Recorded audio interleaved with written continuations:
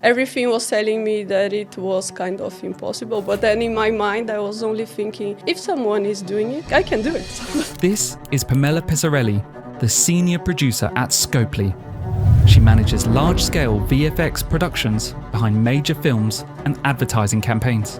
If you have a deadline and you have an issue, then it's when the chaos starts. I don't know how many weekends and nights I work overtime. I heard from people saying like, oh, I work at 3-4 years in a game that they cancel. And I'm like, So when I saw like 2 years ago 2D to 3D, I was like, oh my God. Now with AI, the workflow is changing. If people are still struggling to accept, it's time to start changing the mindset. There is no way back. How is it changing? What do you foresee in the next couple of years in that industry?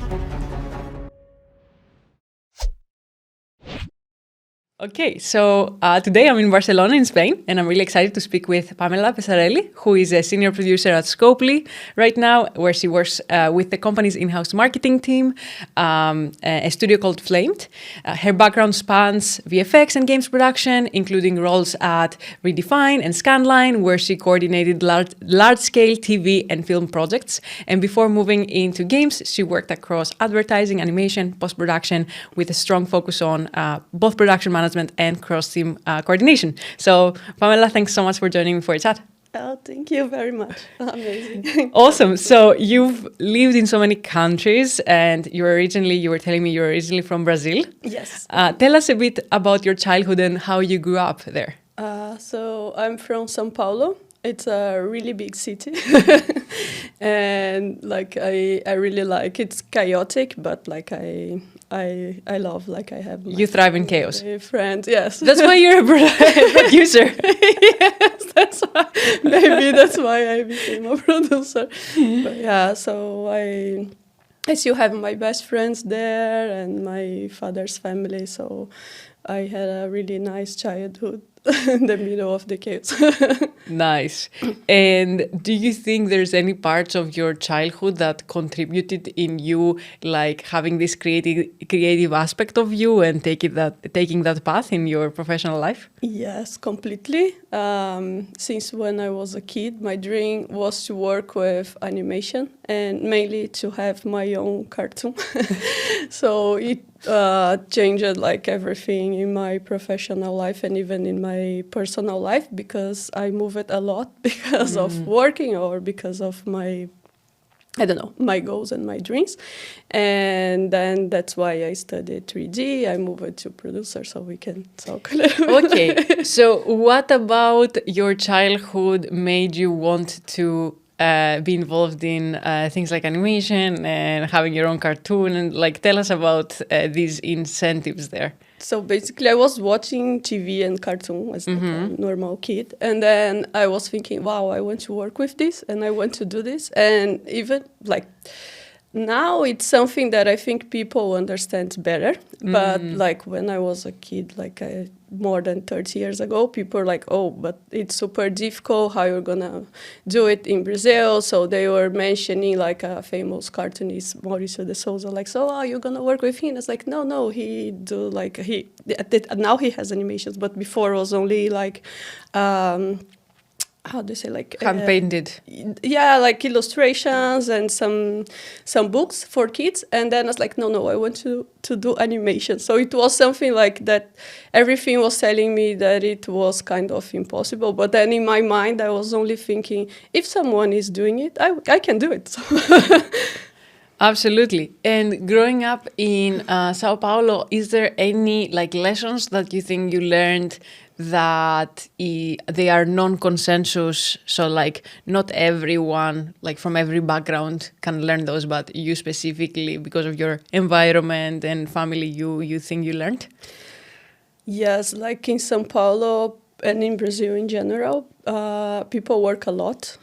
So like you need to study a lot, you need to work a lot. So we start like with the first barrier, let's say that it's the language. So you need to study English. So then at some point, English is not enough. So you need to study Spanish. So that's why I took so many courses. I think it was in my mind, and also because I love, and also my father has a company. So I always grown up in this environment that you need to study and work, and things is not easy. So if you want something, you need to like work hard, and like everything is far away. So the traffic and all these kind of things. So pushes you to like go like more and more, and always trying to find something better.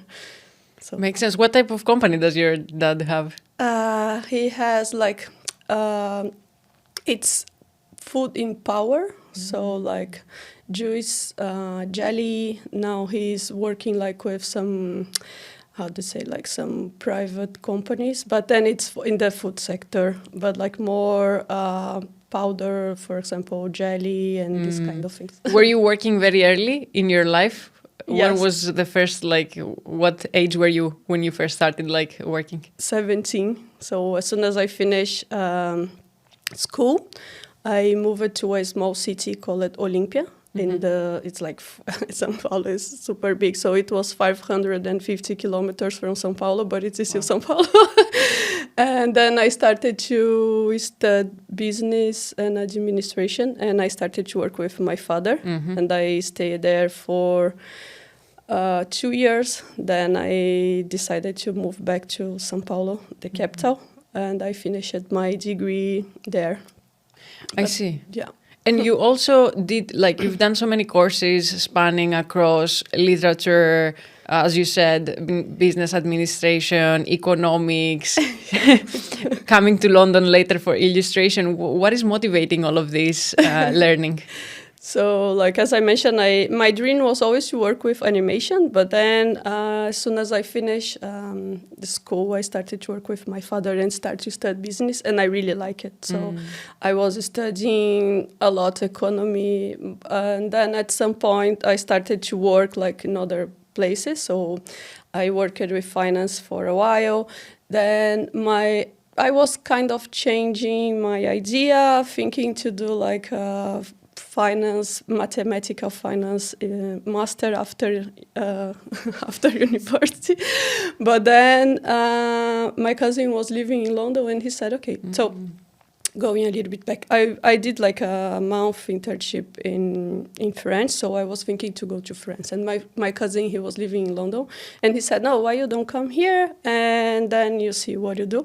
But as soon as I moved to London, I think I felt everything again. Like, no, I think I'm in the best place to start changing my career if I really want to work with animation, cartoon. And then it inspires me a lot. Like, then I started to take short courses and studying like animation, illustration, and like everything. I took I think the craziest course that I took was drawing sound, but it was really, really nice. And yeah.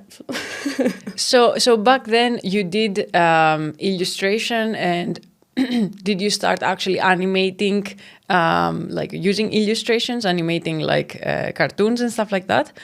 No, yes and no. Like my first animation course was in Flash. So then I don't know how to draw. Like, to be honest, like I'm a terrible drawer. So that's why I really like 3D, because I am a technical artist. Let's say I'm not like an artist that can animate traditional 2D. I wish I could, but... Okay, and then around the time that you started your illustration degree, or a bit after, you started your personal project as well of Elena, which is a 3D animation series. So tell us a bit about that. I think you're self-taught in 3D, totally self-taught. Okay, so tell me, how did you actually learn 3D? What was the motivation for creating this project too? Yeah, so I was looking for like a degree or a professional course in London, and everything that I found was like super expensive. So, for example, comparing like 3 months in a course in London was the same amount of price that I could spend 1 year studying in Brazil. So I decided to move back to Brazil. And at this time, I won a scholarship in Barcelona, and I really love Barcelona, so that's why I'm here today. But I thought that it was better to move back to Brazil so I could live with my mom, and I didn't need to pay rent and all these kind of things. And then I knew about this school. It was in 2011, so it's a long time ago. It was everything was super new. Yes. In London, it was like really advanced. They had university, but in Brazil it was like something that was beginning. So I knew about this school called Méliès, that it's really cool, and now they don't have this course anymore because they are an university, but at this time they had a course called Voyage, from zero to a short film in a year. So it was amazing. I changed my life completely. Wow. And it was every day during the night, like from 7 to 10. But I was arriving after lunch and I was staying at school all day. I was talking with everybody, like from all the classes and teachers. I was trying to like absorb as much as information as I could. And also I was going home and I was studying more, because what happens with 3D, that lots of people started this course thinking, oh, I'm going to take a course. But then when you start, you realize that it's super complicated, and you need to study a lot, and it's super hard. So lots of people were like giving up in the middle of the course and this kind of thing. So I was super motivated. And my short film, I didn't finish in 1 year, of course. So it was 6 months with classes and 6 months for the production. But then in the end of the course, like in November, a company, because we had a blog that we were posting the process of the short film, and a company found my blog on the school's webpage, and they messaged me to offer like if I was interested in a position. So that's how I started in the 3D world. Wow. And it was in November and the course was until December. So I started to work and it was like super, super insane, crazy, busy. And it took me like until 1 year and a half or 2 years to finish the short film. That's crazy. And that was your first 3D artist job, essentially, that they messaged you, hey, Pamela, do you want to come and work? Okay. And you were still in that 1 year course. And that was Black House. Yes. Okay. So tell me a bit about the start of this course, where like essentially you get introduced to all of this 3D software. What 3D software were you using? How, like, why were you someone who didn't give up? And what were some of the hardships that you had to overcome during that early time, like getting in the industry? So the software that we were studying was Autodesk Softimage XSI that Autodesk bought and killed in 2015. So it was a long time ago. Basically, when you open the software, it was already crashing. So it was not responding. So nothing is easy. Like even to open the software, you needed to wait at least 1 minute to open.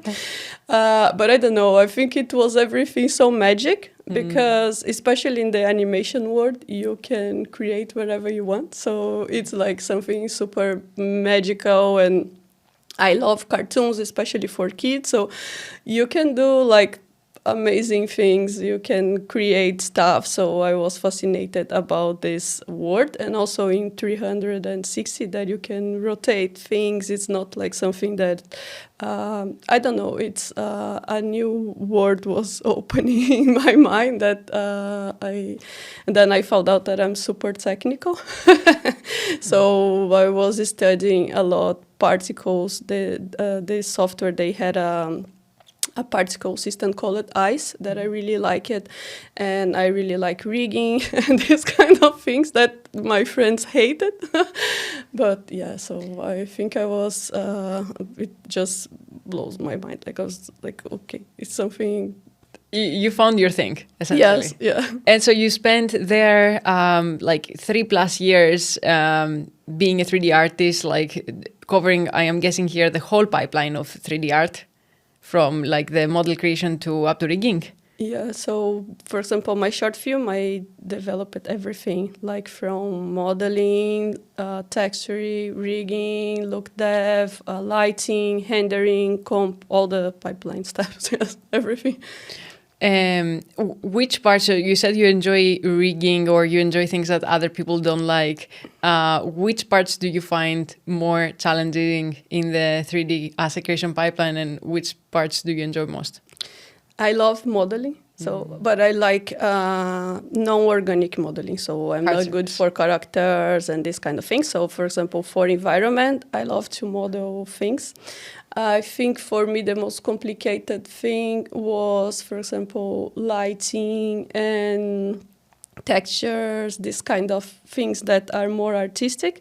So my mom, she's like super artist, she's amazing. So she paints and she's really, really good. And I remember like in the beginning when I was doing like the first shot, she was like, oh, but this light looks weird. So I was like, okay, but how she knows? Like for me, it was like more complicated. So I think that, for example, the rigging, you just need to follow the bones, and that's like easier for me to understand. But my friends, like they are the artist ones. They were like creating amazing, super beautiful images, and I was like, okay. So then I needed to study a lot art direction, and then it took me like more time to have a good artistic eye. That I think I managed to do it, but for me it was like more like a journey. Yeah. Well, you didn't tell me your mom is an artist, so like what you have become is literally an intersection of like art and business. Yes, exactly. Coming together. Yeah. Have you thought about that? Yes. Okay. Yes. Okay, awesome. So then you transitioned from 3D art being hands-on on VFX, right? And then you spent 6+ years in VFX. So how did you go from 3D artist to production management in different industry? Yeah, so mainly because of my personal project, Ovelina, I started a partnership with a studio that I work at called Cafundo. And then I was thinking it's super like cool to work as an artist, but I think because of my background in business and all my curiosity, let's say, because I'm super curious, I think that's why I study a lot. I want to understand how, why, and who, and this kind of things. I started to study project management because I was thinking if I produce my series, I want to understand everything. So I want to know how many people I will need, like how much it costs, everything. And when you are an artist, like people tell you like, oh, this is the briefing, this is what you need to do, but you don't know like who is the client, how much they are paying, why do you need to do this change. So it's something that I was always like trying to understand. So I started to study project management basically to understand everything, and then I moved to project management in advertising, series, movies, and yeah. So were you studying project management in parallel with being a 3D artist? Yeah, so it was something really cool because I was working as a freelancer, a 3D freelancer, when I 3D, like I was doing a little bit of everything. And then I started to work as a 3D freelancer in a communication agency called Sagarana. And it was a really nice project for LG. And I created some 3D environments for the campaign, and also like some point of sales, visualization, ArcV. So it was like some realistic images and some point of sales. And then it was a small agency. I started to go there and I met the people. They were like super nice. They needed someone to work like as account manager, production for small events, 360 campaigns, and also for like to help the project management in general with the designers, the artists. And then I started to work as a project manager there, like account manager. It was a little bit of everything, so I really like it because I was helping the three owners. Like one was more business, one was an artist, the other one was more the production. So then I was doing a little bit of 3D. Sometimes I was doing a spreadsheet. Sometimes I was creating something like completely different. So it was a good starting point, like as a project manager. And then as you were growing as a project management, as well as a production coordinator and production management, now in this different industry from the original, what were the biggest like skills that you had to learn to advance in that field? So for people listening, like if they want to become also like producers and production managers, what are the most important things? Yeah, so I think for me the technical part was already okay. There, so yeah, you already were I already knew like the like how it works, because I see that it can be a challenge sometimes to understand, but it's something that everybody can work and can study. You don't need to know like too deep, as I know, but I know that it helps me a lot. And also the artists, they always say, oh, that's super cool because you understand what we are talking, so it helps a lot. But then you need to be like super organized. You need to know like how to manage people, because every artist works in a different way. So you need to know like how to handle the situations with clients. Sometimes like you cannot pass the feedback directly to the artist, for example. So there are lots of things that you need to like, how can I say, like to organize in general, and not just the work. And the work's like the most important part, but also like the personal relationship with the people and the clients. And yeah, I think. Do you think these skills you already had because of your previous experience in like business management, and obviously your dad doing a lot of similar things, or did you have to learn a lot of that on the go? I think this was something easier for me. Maybe my personality, or the environment that I grown up with, my father. So I think that it was something that for me it's not a big deal. Okay, so taking organizing first, so what are some of the day-to-day things that you were doing, let's say when you were a production coordinator and production manager in VFX day-to-day, that made sure that everything is like organized, what tools are you using, etc.?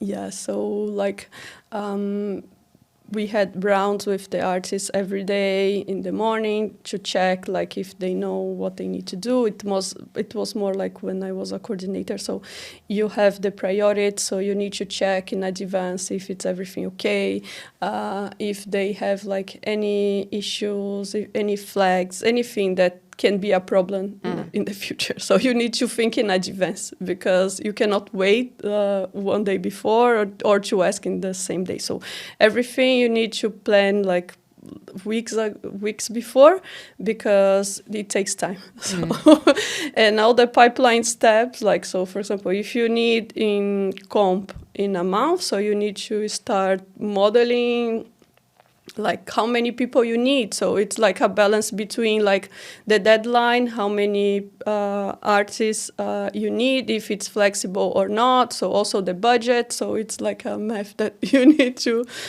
have in mind always, like when you're scheduling and bidding and this kind of things. Okay, so for organizing, you'll start your day, do all of your rounds, speak with all the artists, make sure they're on track. What do you do if they're not? Yeah, so then you need to flag. Then it's like, okay, you have this problem, so how we can fix this? So the CG soup or VFX soup, or like we were flagging to everybody, or maybe we need another artist, maybe we need more people in the team because it was a lot. So basically it's to find the problem and to start flagging. Wow. So how does VFX, I guess, differ from other industries that also have 3D content creation pipelines, and obviously now you're working in games. What are the key differences between these two industries when you're doing production management? I think especially in VFX, it's a lot of asset sequences, and if it's something that needs to be like, as they say, photorealistic, like that it needs to look real. So the level of the detail and everything, like it's super important. Mm-hmm. So like they push a lot everything, so it needs to be perfect, otherwise you will watch a movie or a series and you know that it's fake. So the quality of everything, like it's super high level, and the difference between, like now in Flamed I work like with marketing stuff, so not game production, but I think that the deadlines are completely different because sometimes games can take like years, and then you don't have years to develop a movie. And then when you have like a director screening, or when you have like a date that they need to put it on cinema or like Netflix, HBO, or like any streaming, so you need to deliver in this date, so you cannot push because you already have the media. So then it's when the chaos starts, because it can go like overtime, weekend hours. So then like if you have a deadline and you have an issue like with something, you need to make it work. So basically, yeah, it's fine. Okay, so can you remember like any of these times where in VFX it really went chaotic? Like this is the deadline, no space to change the date. We are operating on a chaos. And how did that, I guess, wartime production manager like job look like versus peacetime when like things are working well? So can you give us like an example from a project? Yes, a lot. Especially when I was working like with advertisement, it was insane. So I don't know how many weekends and nights I worked, like overtime, I have no idea. In VFX, I think the amount of overtime that I did was less than advertisement, but it was also a lot. So basically you need to talk with the artists and say like, sorry, we need to do overtime. Of course, you cannot force anyone to do it, but then like sometimes you need to ask for weekend work, and then you need to ask who can work, because sometimes the person has like other things or has holidays or something like this. So you need to talk with people and find a way to make it work, like basically. So if you need more people, you need to ask, like in these big VFX companies like DNEG, ReDefine, Scanline. So it's a global team. So all these projects I was working, for example, with team in India, Europe, London, Canada, United States. So basically it starts like super early. When I started, the India team was already working. When I was finishing my day, the Canada, US was starting. So it's something that it's almost 24 hours basically. And imagine like all these people, and then you also need to do overtime. So you need to find like people in other countries or sometimes in other projects, because they can reallocate people when it's like an SOS or something urgent. So you need to find someone that can help and also ask for overtime. Got it. So essentially it's like keeping in touch with everyone constantly, and checking every day or every few hours that everything is on track. How do you know, like, how do you know when something derails? Like, let's say I'm an artist, right? And I don't know specifically all the goals because I am a bit independent. So I don't know to tell you, hey, I'm running behind. How do you know, when an artist starts running behind so that you can start thinking of solutions? Is it because of your knowledge of 3D? Yes and no. Like, for example, in the production team, we have the pipeline steps, and then we need to create a schedule for assets and shots, sequences and shots. So if you see that an asset is delayed, but you need for a shot that it's that you need to use for like in a month, for example, then you need to put it like in production and it's still in progress. So then you identify, even like if it's a shot, you already have the assets, but then, I don't know, we have a problem in lighting or we have a problem in something that you need to fix in the layout or like any pipeline step. So if you see that something is getting delayed, then you know that at some point in the future you will have problems because like that time is like the time that you are spending in one thing, it's missing. And what are the software that you're using to track all of this and make sure that everything is on? Now they are calling from production track in Autodesk, but like it's Shotgun, ShotGrid. They changed the name from Shotgun to ShotGrid, and now it's Flow. So yeah, it's everything like, there. Yeah, so it needs to be super organized. How difficult is to learn this software? It's complex, but I love it because you can have everything there. Like for example, if you go in a shot. So, for example, thinking in assets and sequences and shots. If you have a shot, you can link all the assets that you are using, for example. So you can easily identify everything and who is working on what. You can have all the versions there. You can add notes in all the versions, so you can create playlists with the versions for review. Then the artist will receive an email, a message with everything that they need to address. You can create reports. You can create like even for finance, like how much money do we have for each task, like mandate, everything. So you can put everything there. Also for crew schedule, that it's something that it's really important as well, that you need to plan in advance how many people you will need. So the project manager needs to make sure that you know what you need. Then you start splitting the work, like and calculating like how many people you think you will need. Also, it's always talking with like the CG soup, VFX soup. So the VFX soup, like it's gonna help to have this overview as well, because we have the estimates. So sorry, so going one step back, when you bid, you need to know like an estimate how many days you will need for the shot. So then the executive producer, the VFX supervisor, they will check the shot or the asset. They will do like a description. They will split like how many days, the estimates for this. Then based on these estimates, you create a scheduling. And based on this estimate, you know how many artists you need? Yes, exactly. Because if you have lots of things happening at the same time, so you need more people. So then that's why you need to know like the priorities. And then we always choose like some key shots, like hero shots to start, because then you can apply the same thing to the other ones. So then you need to talk with the client. They will select and they will pick the ones that are like more important or that are more complex for visualization.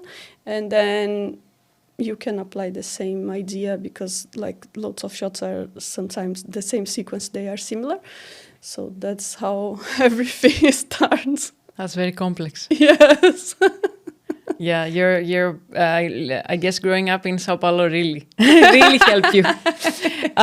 Okay, did you interface with clients as well? Yes, a lot. Who is what is the role of the person that production managers usually interface with on the client's front? So, for example, I work as a production manager in the Penguin series that was with HBO at ReDefine. So I was doing like weekly meetings with the client, with the VFX supervisor, the producer, and so we needed to select the shots, create a playlist to do the review, and I was always like in the communication with via email. And for example, when I worked as a producer in Brazil, I was responsible for like more than 2 years to look after the Hulu account with an agency in Los Angeles.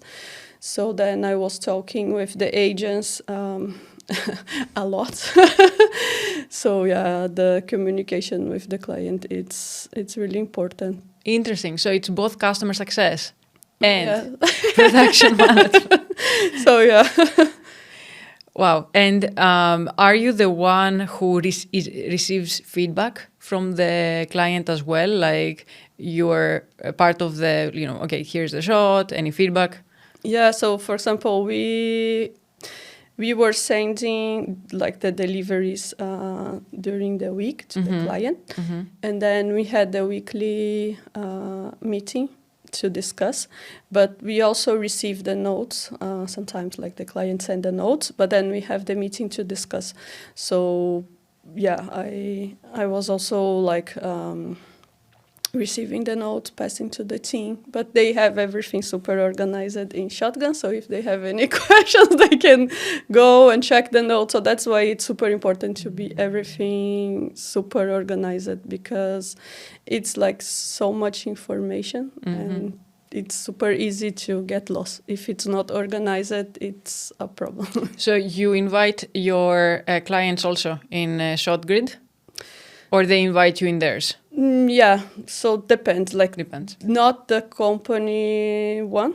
So sometimes the client invite us, or sometimes we have the meeting, because sometimes like in VFX, we use a lot also some softwares to review that you put everything in your desktop for security reasons, so it's not on cloud. On premise. Yeah, so then you like probably there is a coordinator taking notes during the meeting. The meeting is almost always recorded, so then you need to make sure you have all the notes. Sometimes the client send the notes, sometimes you have the client shotgun, sometimes you need to take notes during the meeting. So it's everything at the same time. So all of the artists you oversee are actually onboarded in the client's ShotGrid so that they are...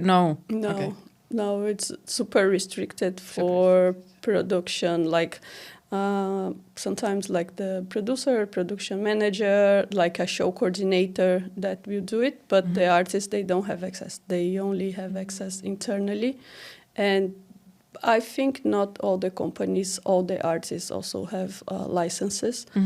So then it's something that needs to... But all the projects that I work at, all the artists, they had a license. They had the license. Yes. Okay, interesting. So moving on to some different themes, I guess before I move on to the theme of AI, which I have some questions for you, is my other question on this is, did any of the learnings from VFX translate to advertising and marketing? And I guess why did you shift back from VFX to advertising? So it was something really cool. I already knew Scopely. I applied a few years ago, and then they found me on LinkedIn, and they were looking for a production person with technical skills in the marketing agency. So when I spoke with the recruiter, I was like, oh my God, I didn't even know that it was possible to like merge all my skills in a position, like to work in a marketing agency with like 2D, 3D, and as a production person. So then it was like super amazing. I really like to work at Scopely. It's like it's been super nice, and so yeah, it was a really nice opportunity. And to be honest, like the VFX world, it's now it's a little bit weird as well. So after the strike that happened in Hollywood, the industry is changing a lot. So I was already thinking like, oh, what should I do? I don't know if because also the amount of overtime and these kind of things, it's, I wanted to have like a work-life balance as well. So when this opportunity appears, I was like super happy. And I am also like super open to learn new things. So for me, it was amazing. What are some of the new things that you had to learn? So I didn't know a lot about the game industry. I knew like just that, for example, if you do 3D or something like this. So for example, I worked just a little bit with Unit long time ago when I did some 3Ds for augmented reality, for example. But now, like I see that also in VFX, people are using Unreal a lot and some other softwares that I didn't know. So it's kind of the same logic, but it's different. So this is something that I am really enjoying as well, like to learn new pipelines or like a new marketing, a new like industry in general. Because then I started to study like how the game industry works, that it's something that's, for example, a game can take years. You can work in years. And then I heard from people saying like, oh, I worked 3-4 years in a game that they cancel. And I'm like, oh, yeah. So then I was like, wow, how someone works 3-4 years. And it's something that happens a lot. So it's everything new, and I'm like still learning. To be honest, industry has its difficulties. Yes, especially for artists, I've heard this is very hard for them, right? To pour their soul and creativity into something for a very long time, for it to never see the light of day. But yeah, like I think games is one of the greatest intersections of art and technology. But you said Hollywood is changing. Give me some insights. How is it changing? What do you foresee in the next couple of years in that industry? So yeah, it's everything changing a lot with AI in all the industries, I think. Not only for us, but like for everything. Finance, marketing in general, like commercial department. So what I see is that we need to learn new ways of working. So in my MBA, I was watching one of the talks, like the teachers talking. And you're referencing your most recent MBA in AI. In AI. Okay, yeah. So she also studied that over the past 1 year.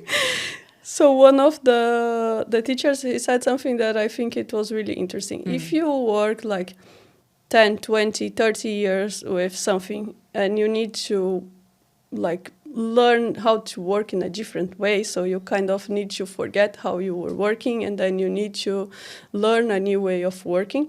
And for the new generation, like the new people that are studying now, you are already starting in a new era. I don't think that there is a way back. And it's like no one's fault. Like it's not, oh, I also like to do 3D like traditional way, but I understand that it can be, of course, super bad because lots of people are losing jobs. We know everything that is happening, but also it can optimize lots of things that takes time, and also you can increase the quality and you can do things that you couldn't do before because you don't have time or money. And so it's changing the way that we work. I think that new positions are gonna pop up in the future, like that we have no idea. Absolutely. The same had happened with internet and all these things that every time when we are in this technology new world, like of ways to do things. Yes. So now I think we are in the middle of this. I heard the story. I was chatting with another guest last week in London, and he told me a fun fact that in 1992, the Musicians Union in London tried to ban the synthesizer, which is one of the most basic music tools nowadays. But that is to show that obviously, like new tools always come in, and always, like, obviously some of them are here to stay. So going back to your master's in AI for business, which you did over the past 1 year, what was the motivation for this? Why did you go back to learn something new? And you already told us one of the learnings. Any other key insights that you can share?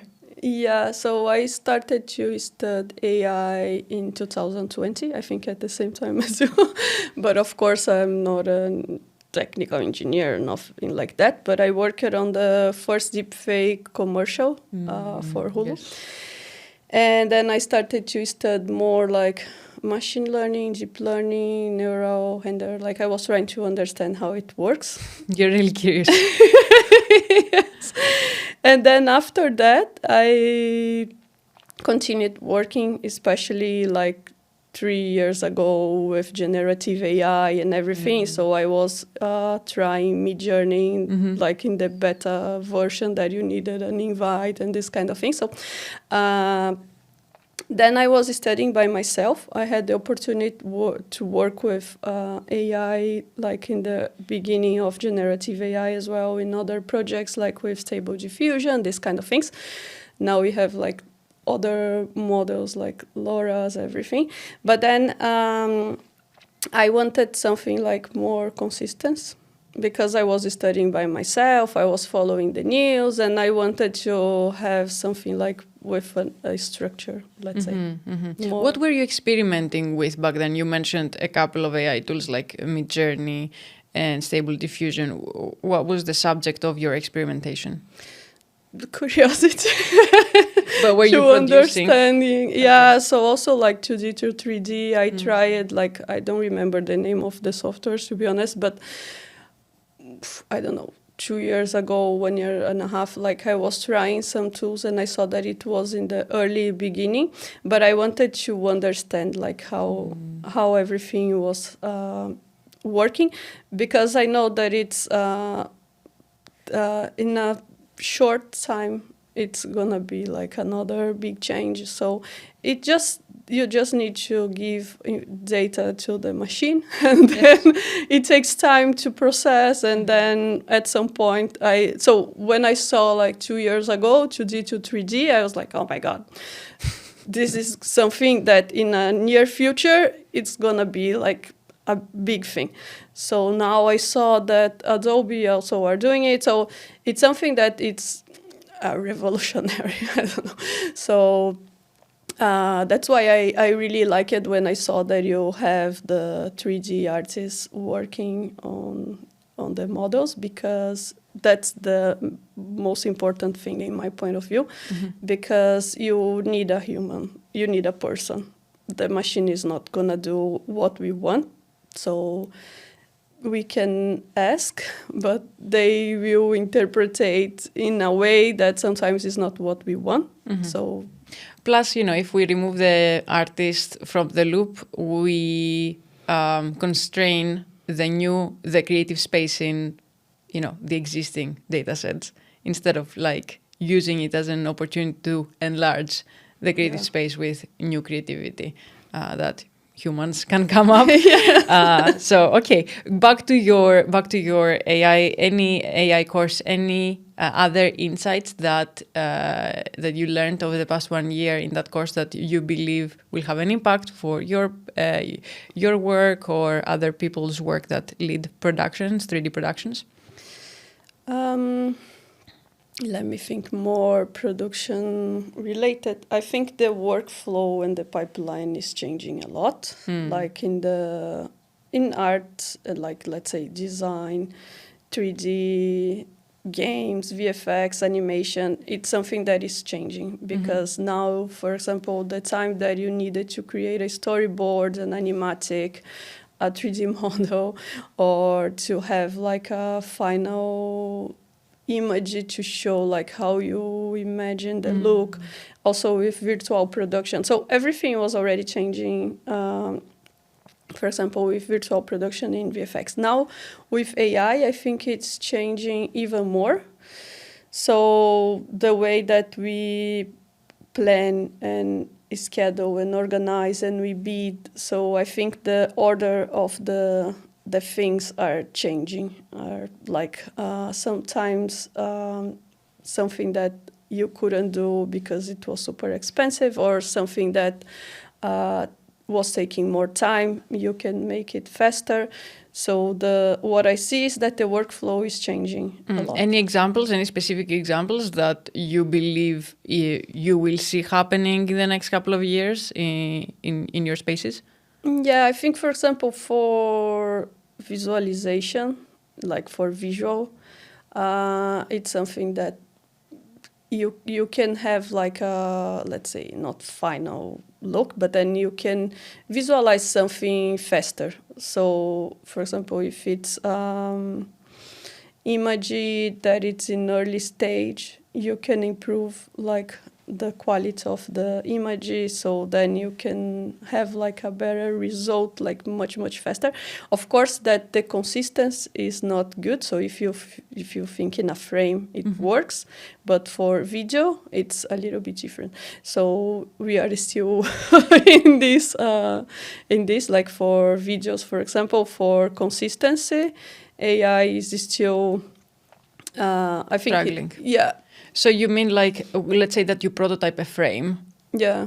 And the frame is like, wants to give the general idea for the shot.